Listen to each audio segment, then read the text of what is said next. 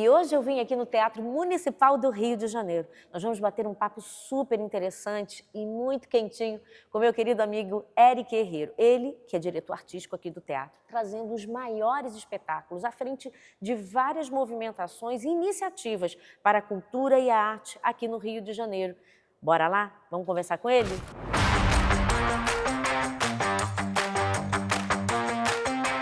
Mais uma vez, um grande prazer estar com você aqui, né? A gente se falou em outras oportunidades, mas hoje, né, o Pode Falar quer saber mais sobre Eric Herrero, sobre esse mundo lindo da cultura e da arte brasileira, né? Um grande monumento, patrimônio, né, da história, histórico aqui do Brasil, que está no Rio de Janeiro, que é o Teatro Municipal. Eric, prazer ter você com a gente mais uma vez. Prazer enorme estar com vocês todos aqui, falar para o seu público. Um prazer falar contigo, te receber mais uma vez. A gente que tem uma trajetória juntos aí na cultura, então estou muito feliz de estar aqui com vocês hoje. Obrigado.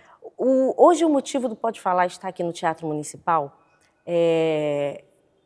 primeiramente seria por esse grande movimento da cultura e da arte cristã que se está havendo em todo o Brasil. Certo. E tendo você como curador, né, você é o diretor artístico do teatro, está desde quando?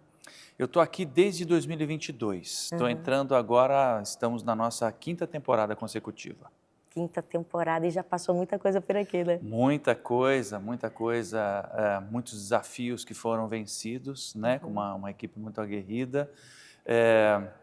Outros desafios que foram se apresentando, que até então nós não tínhamos vislumbrado, mas acredito que a gente tem um quadro muito positivo, né? Um saldo muito positivo e uma quadra muito alvissareira, no ponto de vista da cultura geral no Estado.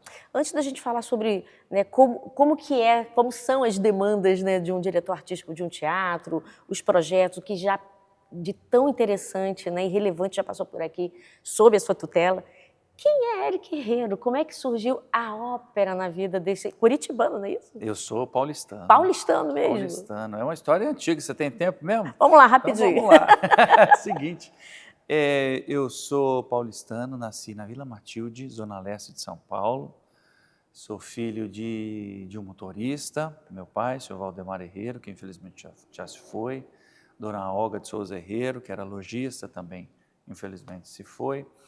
E eu tive contato com a música desde muito pequeno. Minha mãe adorava música, adorava cantar, música de raiz, música sertaneja. Isso é muito forte. E ela gostava de ópera também? Ela passou a gostar de ópera por minha causa.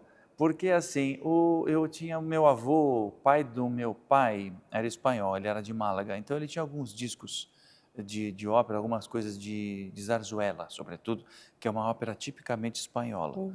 E dali, a vocalidade é muito parecida, é praticamente a mesma estrutura, só que na zarzuela você tem, além, claro, de ter uma música,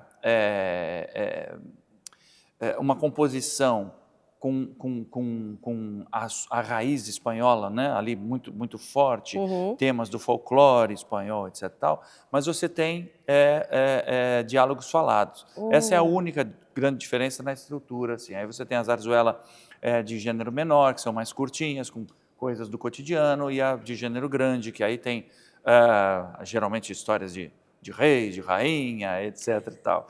Mas, do ponto de vista vocal, é muito parecido com a ópera. Então, dali foi um pulo. Mas então, como é que desde foi muito pequenininho. Uma criança se interessar por esse tipo de canto aquelas melodias me embalavam, sabe? Aquele canto Você conseguia franco. entender? Não entendia muita coisa, não.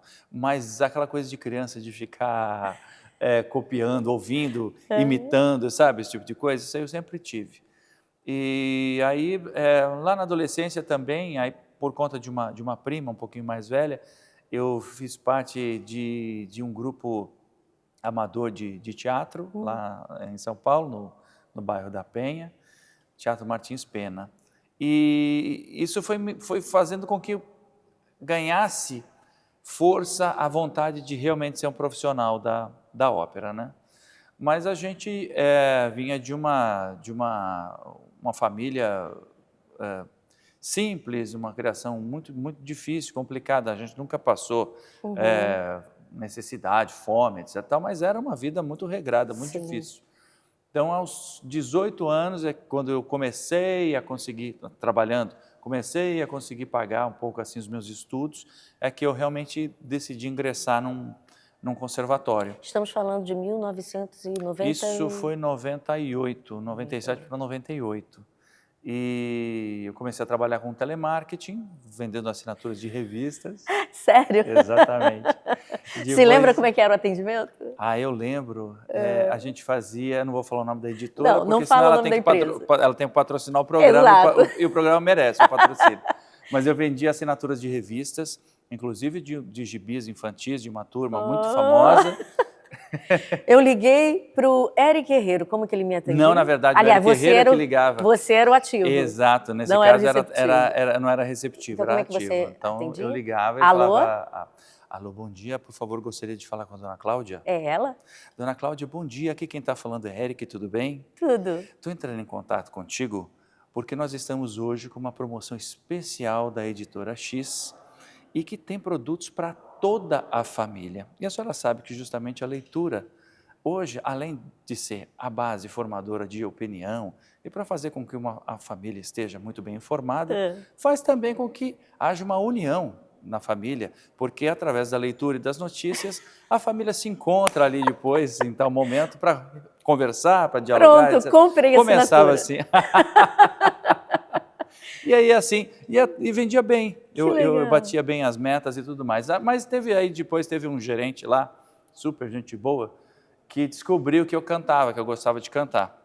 Provavelmente cantava pelos corredores. E aí, exatamente, quando tinha no final da semana, quando as equipes batiam meta, aí ele pedia para que eu cantasse para as equipes. Aí a gente fazia uma farra E era danada. ópera? E era ópera. Que era legal. Ópera. E como é que vieram as primeiras experiências profissionais? Você fez o teatro, foi, né, dando aqueles primeiros passos? Começou como acontece com a maioria dos cantores, dos jovens cantores líricos, né? Começa a fazer audições para papéis, testes para papéis e também participando de alguns concursos. Aí em 2003 ou 2004, eu ganhei um papel para uma ópera La Traviata, em São Paulo, que ia estrear na cidade americana, depois iria para São Paulo, no Teatro São Pedro. E aí eu ganhei esse concurso e eu era muito jovem para o papel de protagonista. Então, antes deles divulgarem ali para todo mundo que estava para a plateia, todo o teatro, o resultado, eles me chamaram algumas outras pessoas e me disseram, olha, Eric, você realmente foi o melhor aqui do concurso, mas você é muito jovem, a gente fica com receio de colocar você numa fogueira, é uma responsabilidade muito grande. Você, ao invés de fazer o Alfredo, que era o protagonista, você aceitaria fazer o Gastone, que é o amigo do Alfredo? Eu falei, aceito sim. Eu pensei, é a minha primeira oportunidade, quero colocar meu nome num programa logo, e a partir daí vão começar a conhecer meu trabalho, etc. Vou construir. E aí foi, eu fiz essa estreia em Traviata e depois fui participando de outras audições e de concursos. E aí em 2005 eu ganhei uma edição do concurso brasileiro Maria Callas. E aí então isso fez com que eu participasse de um concurso internacional. Eu ganhei minha primeira viagem internacional, eu fui para a Bélgica, para o concurso de Verviers. Cru de tudo, não sabia, mal falava inglês, francês então não existia ainda, falava italiano por conta de ser a língua mais importante do nosso setor, mas aí sempre com muita dificuldade, só que foi importante para começar a fazer conexões também ali na Europa. Daí então, a partir de ter ganho esse prêmio no concurso, comecei a ser conhecido nacionalmente. E aí começaram a aparecer os primeiros convites assim, para protagonistas. E como é que foi para você esse início? Porque é um grande desafio, né? A cultura, apesar do pai, da sua mãe, do seu avô terem estimulado isso em você, ter esse desejo, não era um costume muito grande da sua família. A gente está falando de décadas atrás, né? Hoje, a cultura está muito mais acessível. Mas em 1990 era muito difícil, tudo era muito mais caro. Sim, sem Como dúvida. É que foi para você emergir nesse... Ainda é caro hoje em dia para você se formar nesse setor, porque você precisa ter dinheiro para um pianista, que é um coach, para preparar seus papéis. Tem as aulas de canto em si, de técnica vocal. Tem o ensino, o aprendizado de idiomas, isso tudo é muito caro. Partituras para você comprar ou para você fazer cópia se já estão em domínio público. Tudo isso é muito caro, precisa de investimento. Então, é muito difícil uma pessoa que vem de uma família humilde conseguir se preparar e furar essa bolha e entrar no mercado profissional, sabe? Porque quando as oportunidades vêm, você precisa estar muito bem preparado para aquilo, para que você não se queime, né? E às vezes essas oportunidades não voltarão mais. A gente está falando de investimento também, né? Hoje, o Brasil ele está muito mais amplo, né?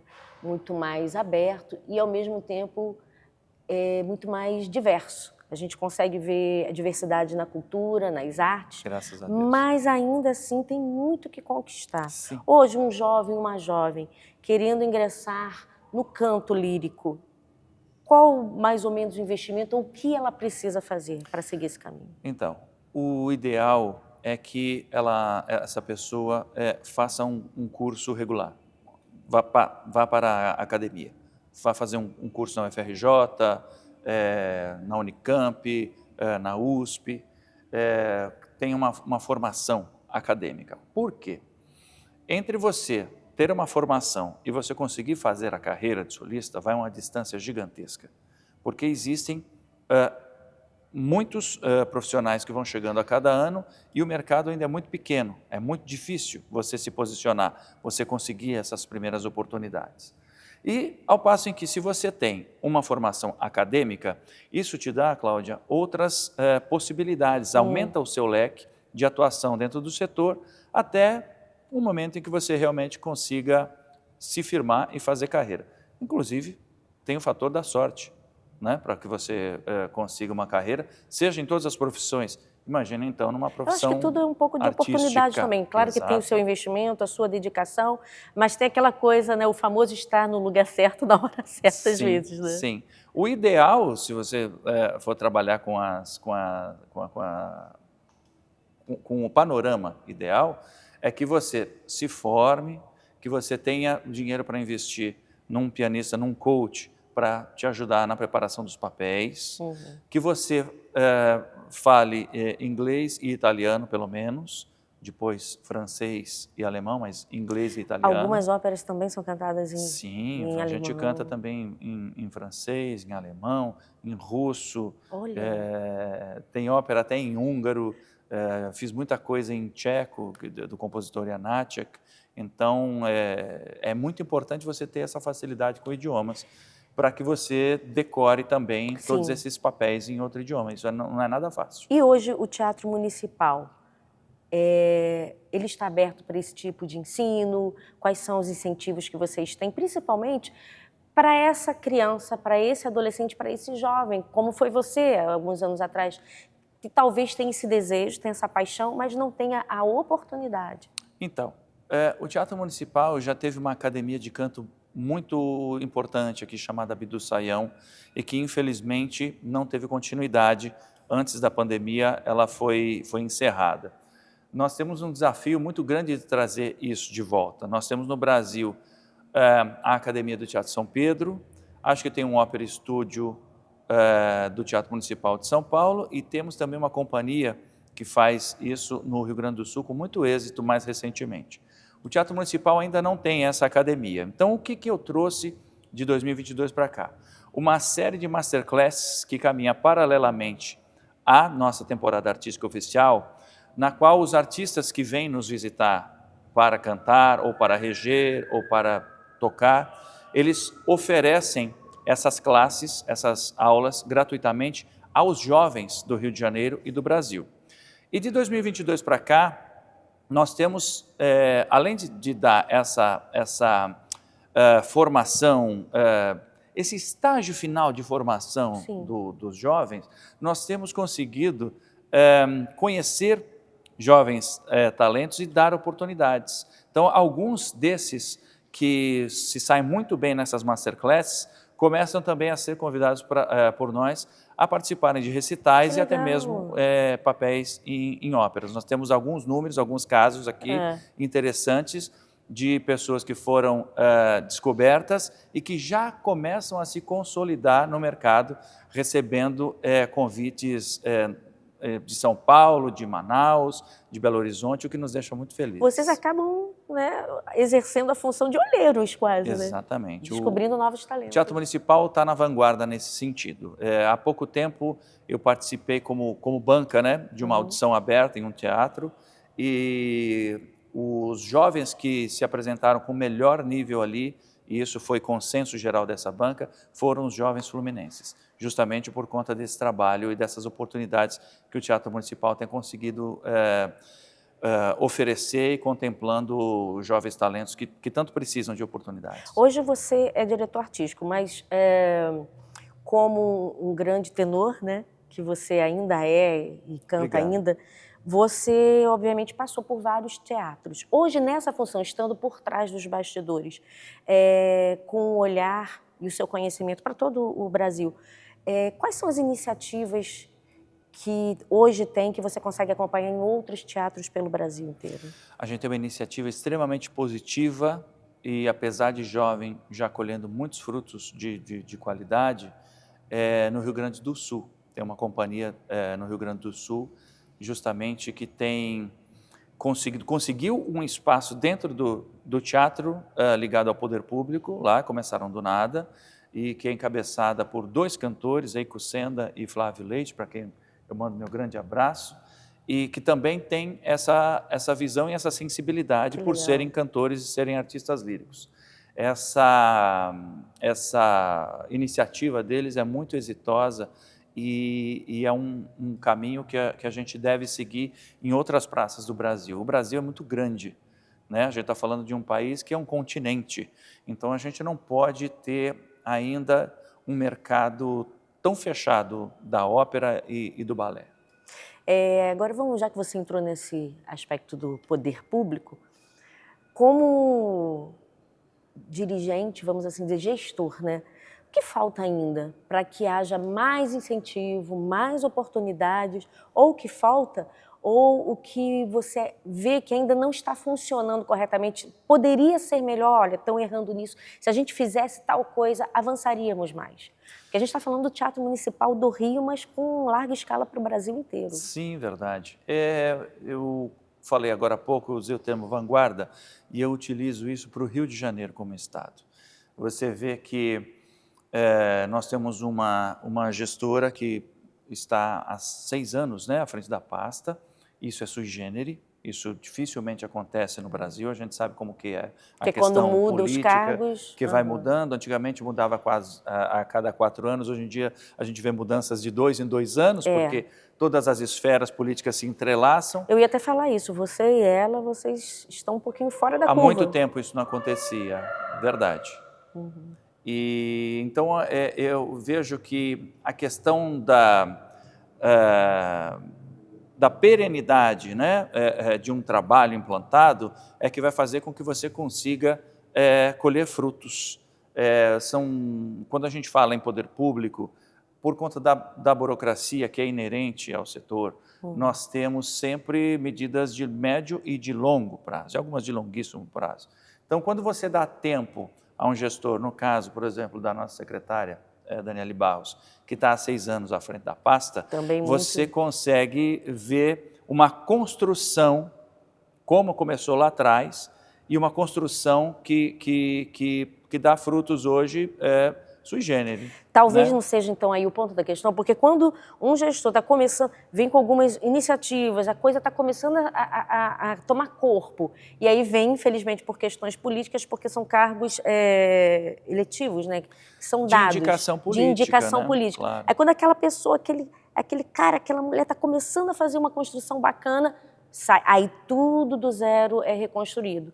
Hoje a gente vê isso no Teatro Municipal exatamente por isso. Tá você, tá a Dani, né, nossa querida secretária de Cultura e Economia Criativa. A Clara Paulino, que é presidente da Fundação. E a Clara. Então a gente percebe que as coisas começaram a andar porque houve essa construção. De repente não seria por aí?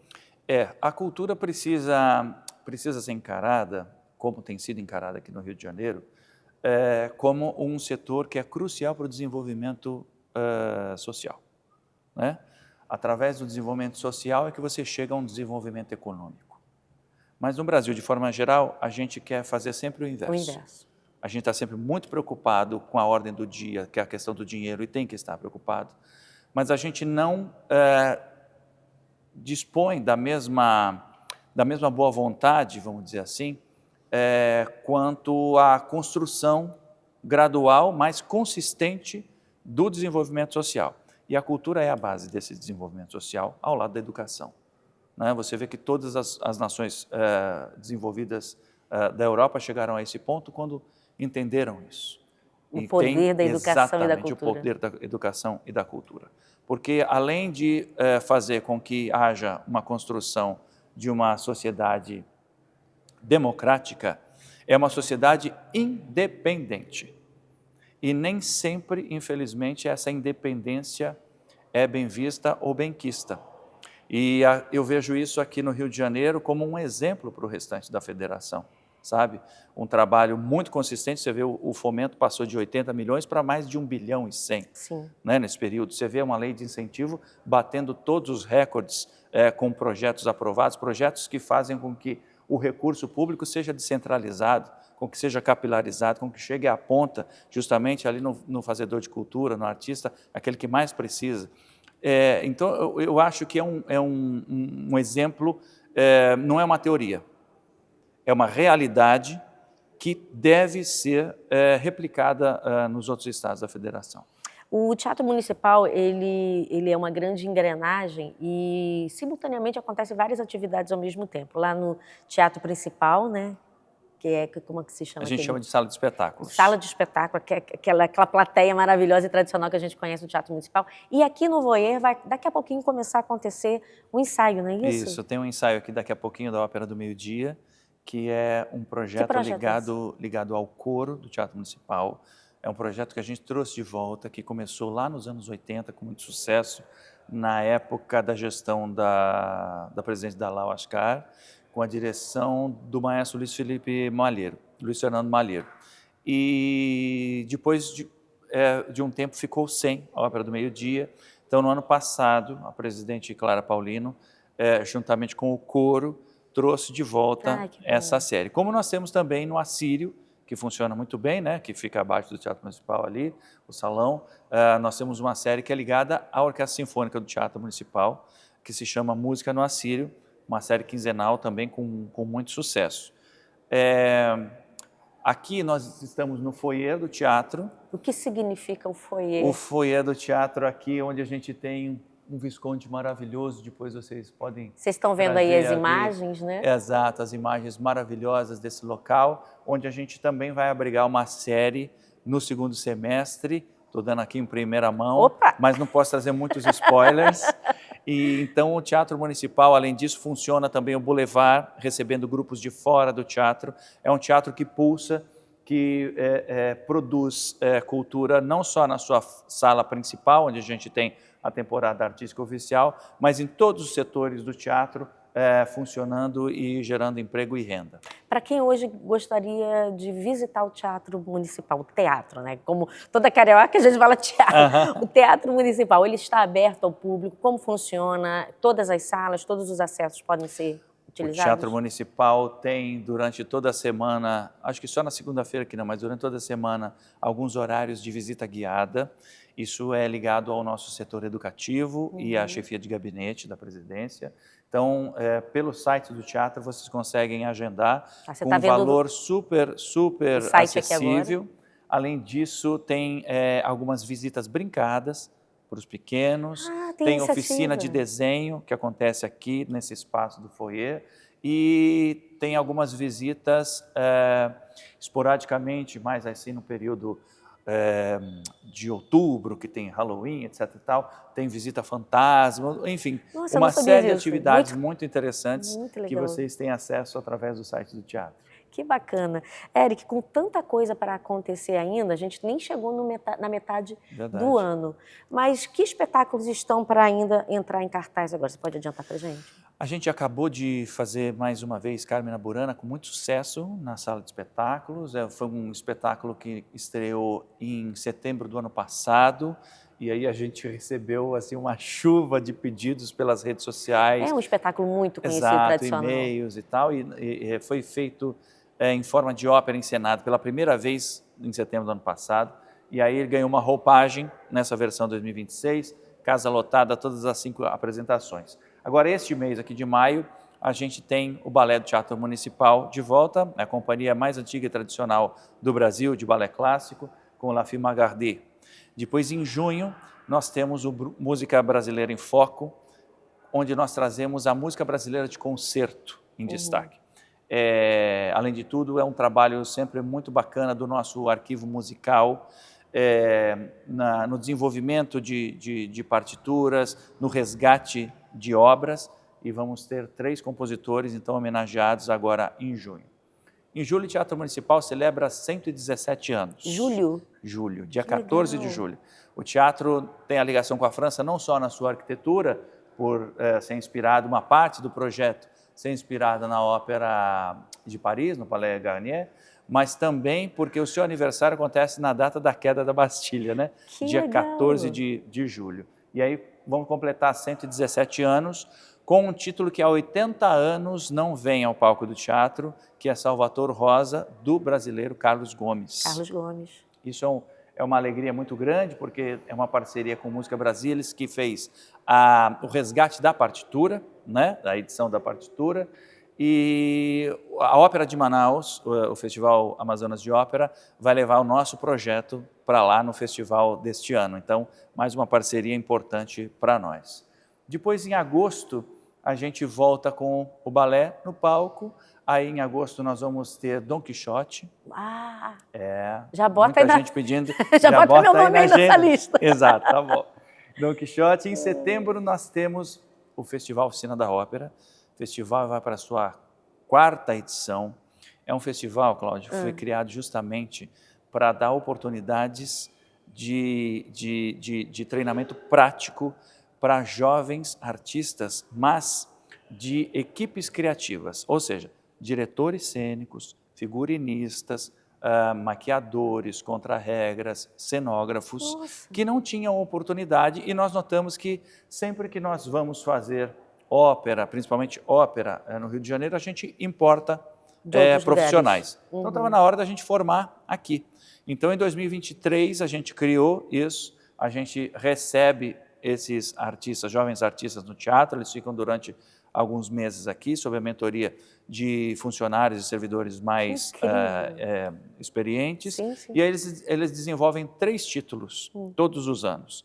Neste ano, inclusive, a gente tem uma mentoria de fora, a gente tem iluminador renomado no mercado, cenógrafa e figurinista e diretor cênico, que vão ser os mentores desses jovens. Eles vão apresentar para a gente 3 óperas no palco: Cavaleria Rusticana, e depois no Assírio eles vão trazer Il Campanello di Notte, do Donizetti, e Cenas da Coração de Popea, de Monteverdi. Por que o Assírio neste ano? No outro ano, nos outros anos, nas outras edições, era sempre no palco. Porque nós temos ainda, no Brasil, poucos locais que realmente oferecem a infraestrutura para a montagem de uma ópera. Então, nós queremos agora instigar um pouco mais esses jovens e ver a capacidade de criação, a criatividade deles em adaptação também de locais que não são propriamente para ópera, mas para que possam receber uma produção operística. Então, eles vão ter esse desafio, além de tudo, neste ano, aqui em setembro. Em outubro, a gente volta com o balé, eu vou fazendo sempre ópera, balé, alternando. E aí a gente tem uma produção que é estreia no Rio de Janeiro, de Romeu e Julieta, do Prokofiev. Também vou colocar teu nome na lista. Agora, dezembro, a gente tem aquela temática, né? Luzes de Natal, Nascimento de Jesus. Vocês têm atividades voltadas para essa temática também no final do ano? No ano passado, a gente fez com muito sucesso uma participação no concerto da Árvore de Natal da Lagoa, ou seja, o Teatro Municipal não é um prédio ancorado, né, na Cinelândia. É um teatro que dialoga não só com toda a cidade, mas com todas as regiões. Nós temos, por exemplo, um trabalho de itinerância, que muita gente não sabe, em municípios mais distantes. Então vai uma equipe do teatro até lá, montam uma uma exposição durante uma semana, 10 dias. Alguns artistas do Teatro Municipal se apresentam lá nessa abertura da semana, e as pessoas que, infelizmente, não têm a possibilidade de vir até a capital, podem ter contato com alguns elementos do Teatro Municipal. E em dezembro tivemos aqui também, numa ação, foi um golaço da nossa secretária de Cultura e também da nossa presidente, teve um mapping do mapeamento, né, com a projeção na fachada do Teatro Municipal, com muito sucesso, durante a nossa temporada de Quebra-Nozes. Então, foi um mapping todo pensado com a temática do Quebra-Nozes, e que acredito que esse ano volte novamente. Em dezembro a gente tem Quebra-Nozes de novo, claro que é tradicional, mas queria chamar a atenção para uma coisa importante de novembro. Em novembro a gente celebra, aqui no teatro, o centenário da ópera Turandot, de Puccini, que é uma das mais célebres de todo o repertório. Eu vi você falando vários nomes, eu ia perguntar sobre alguma ópera, algum trabalho de Puccini, então vai ser em novembro. Então justamente a gente, em novembro, uma produção que vem do Teatro Municipal de São Paulo, olha, mais uma parceria importante para nós, a gente celebra então o centenário da estreia da ópera Turandot aqui no Teatro Municipal, com 2 grandes elencos, com o maestro Carlos Vier, que vem da Argentina. Acho que vai ser um grande sucesso. Vai dar bom, como a gente diz. Com certeza. O Teatro é municipal, mas eu percebi que a gestão é da Secretaria do Estado. Sim. Como é que é isso?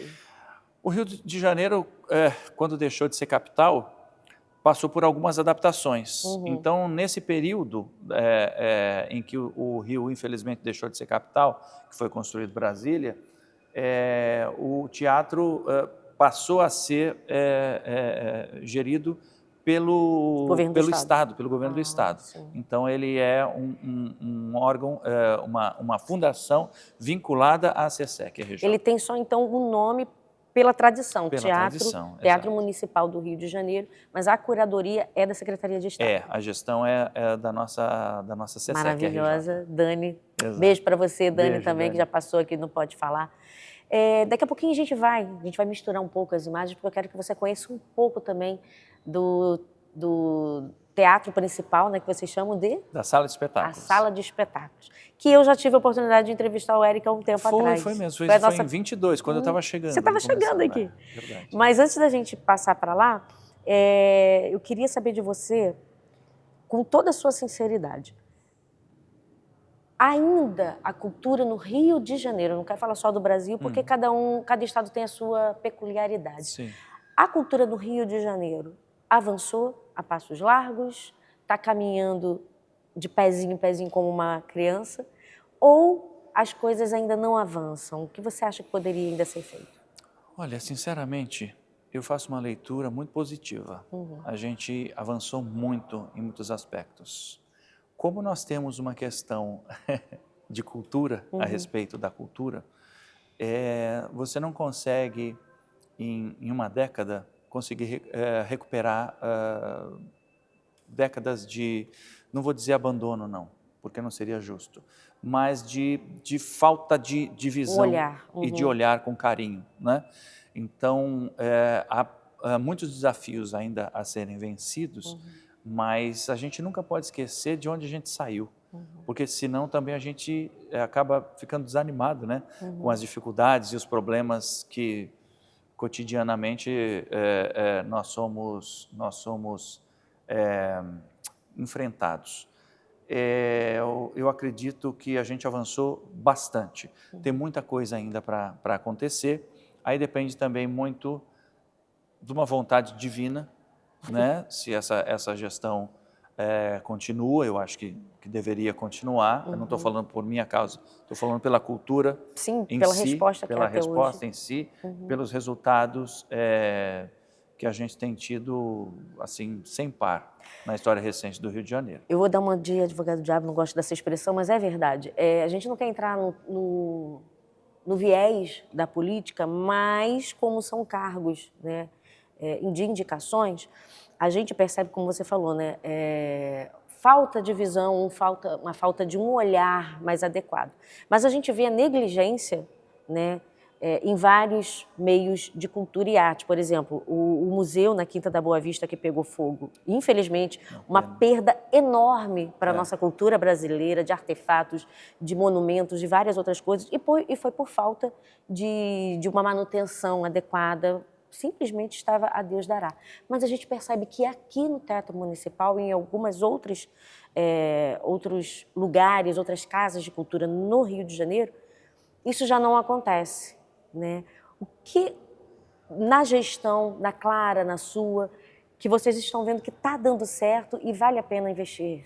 Olha, vale a pena continuar nesse caminho? Sim, além da gente ter estruturado uma temporada artística cada vez mais robusta, a partir do nada, porque a gente estava fechado durante a pandemia, né?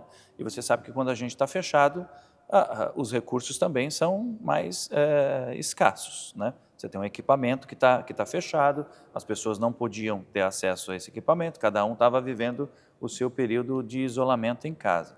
Então, a gente, pouco a pouco, foi trazendo uma temporada e ainda respeitando aquelas regras de distanciamento, ou seja, eu precisei planejar efetivos menores, títulos que exigiam efetivos menores, seja do coro, seja da orquestra, para pouco a pouco a gente fazer essa retomada e fazer com que o público voltasse, tivesse a confiança de voltar, né, a um ambiente fechado, e também os próprios servidores da casa, a confiança de voltar a trabalhar naquele período ainda complicado, ainda com números de Covid. E a gente recuperou a confiança também do terceiro setor. Então, a gente tem um patrocínio oficial da Petrobras, que nunca abandonou o Teatro Municipal. Já está sempre esteve há muitos conosco, anos a Petrobras há muitos com anos, vocês, né? mas que vem aumentando gradativamente, porque justamente nós temos provado como um todo, como um corpo, que nós temos, tudo aquilo que nós temos programado, nós temos entregue, sabe? Sem mudanças de data, sem mudanças de horário, tudo aquilo que é divulgado, essencialmente, a gente entrega. Então, isso vai fazendo também com que o terceiro setor veja com melhores olhos e tenha mais confiança em investir. Nós recuperamos também a confiança nesse sentido da mídia especializada, né? Da jornais, revistas, etc. E também a confiança, como eu disse, isso é primordial. Numa casa tão grande, a confiança do servidor da casa, através de muito diálogo, de muita construção, sabe, coletiva em âmbito de maneira horizontal, nada é vertical, nada é de cima para baixo, tudo é feito com consulta, conversas, diálogos mesmo, para que eles se sintam, como são de fato, parte de todo esse sistema. Então, aí você começa, porque na gestão moderna você tem processo e gente. E essa mão aqui é muito difícil, porque é um universo. Cada pessoa é um universo. Cada pessoa traz, junto com a sua produtividade, as suas próprias experiências. Então, você precisa ter sempre a disposição de entender o outro, para que você possa abrir um canal de comunicação que seja fluido e, sobretudo, de confiança. A confiança é algo que só com o tempo você vai adquirindo. E, infelizmente, é uma coisa que acaba assim, né? Confiança a gente destrói talvez até em segundos. Exatamente. Mas às vezes tem gente que leva uma vida inteira. Eu digo sempre que a confiança é uma taça de cristal. Depois que você quebrou, você pode até tentar colar, mas as marcas todas vão ficar ali. Vai ficar. O Teatro Municipal é um monumento, né? Peças, a gente sabe, para quem estuda um pouquinho, sabe que peças foram vindas da França e de outros lugares do mundo. Ao longo desses 119 anos, né? 17 anos, quem já passou por aqui? Eu sei que reis, rainhas, grandes... nossos imperadores passaram por aqui. Conta para a gente, para o pessoal que está assistindo, um pouquinho dessa história. Olha, é um teatro, eu digo sempre que tem um palco sagrado, porque foi pisado ali por alguns dos maiores artistas da história do mundo. A começar por quem inaugurou, né? Dom Pedro. Então, mas eu acho que a função principal do teatro e do nosso setor como um todo é a entrega ao público. É fazer com que você, durante aquela hora e meia em que você está sentado ali na plateia, você se esqueça dos seus problemas, você se esqueça das suas angústias, você se esqueça um pouquinho daquelas dificuldades pelas quais você está passando momentaneamente, daquela dívida que você não está conseguindo saldar. Se a gente conseguir fazer isso, nós fomos ali, então atuamos como médicos de almas. E os grandes médicos de almas, os grandes artistas passaram por aqui, desde os bailarinos mais célebres, também os cantores mais célebres, os maestros mais célebres. A gente está falando do campo erudito porque, assim, o DNA da casa é justamente a música de concerto, é a ópera e o balé. Ele foi construído e pensado para isso. E na sua própria arquitetura, ele tem essa preocupação, né, Cláudia? Você vê que ele tem um formato de ferradura justamente para proporcionar uma acústica perfeita, de maneira que os nossos artistas líricos possam cantar sem microfone, com uma orquestra, às vezes, de 70 a 100 elementos diante deles, fazendo com que sua voz possa ser projetada até o último lugar, a última fila, sem que o artista dane, né, a sua voz, o seu instrumento.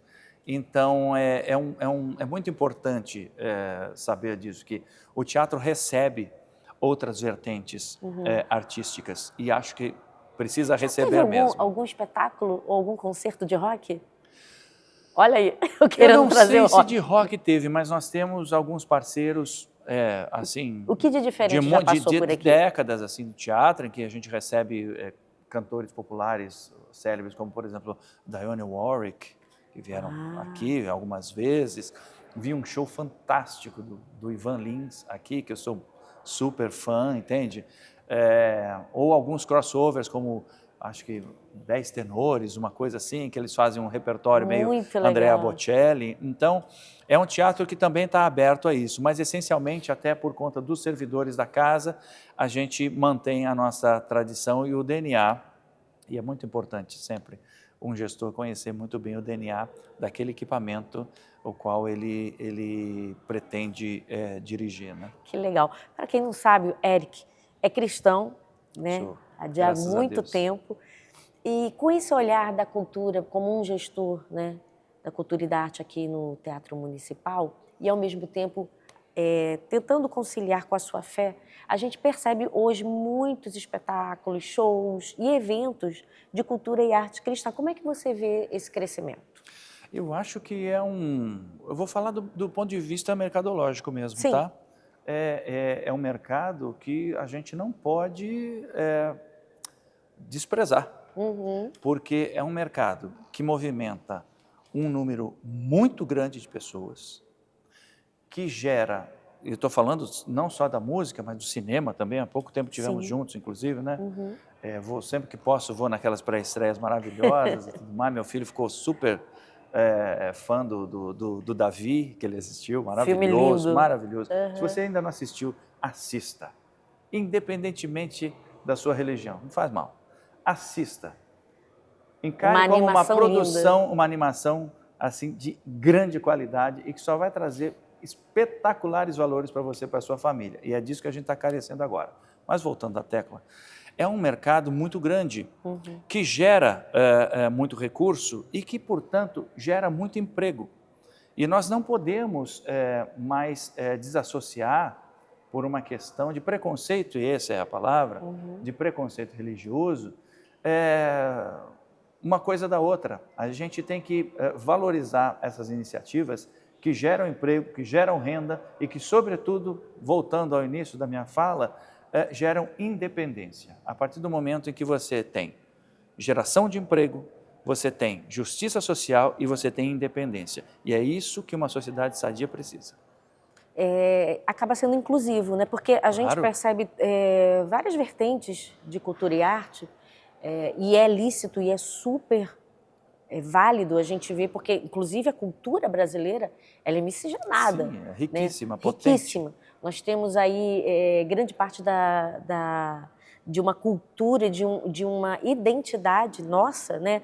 Indígena, né? De matriz africana, né? De também missionários europeus. A gente tem aí os italianos, temos os alemães, os orientais. os orientais. Então, hoje, ao meu ver, o Brasil é o país mais miscigenado que existe. Então, Sem a nossa dúvida. cultura acaba sendo rica.